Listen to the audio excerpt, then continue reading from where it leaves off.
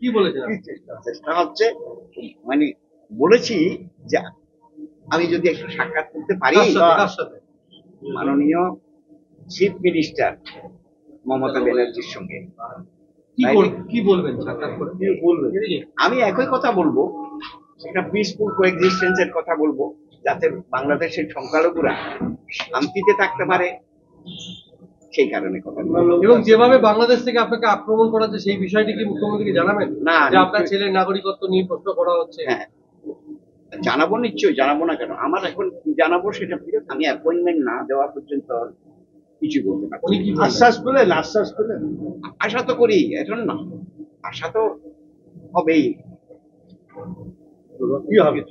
হ্যাঁ, প্রধানমন্ত্রীকে আমরা চিঠি দিয়েছিলাম, কি ব্যাপারে? এটা তো আপনারা জানেন, কি ব্যাপারে? Atrocity on the minorities in Bangladesh, এটার উপরে।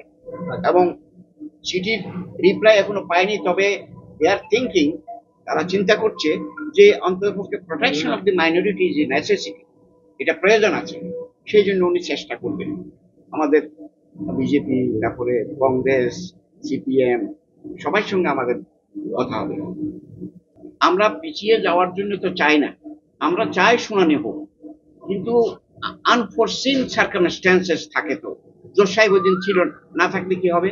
যদি জজ সাহেব ওই দিন না থাকে, এখন তো বলতে পারছেন, যদি জজ সাহেব থাকে তো এক কথা, জজ সাহেব যদি ওদিন না থাকে, উনি অ্যাবসেন্ট থাকে,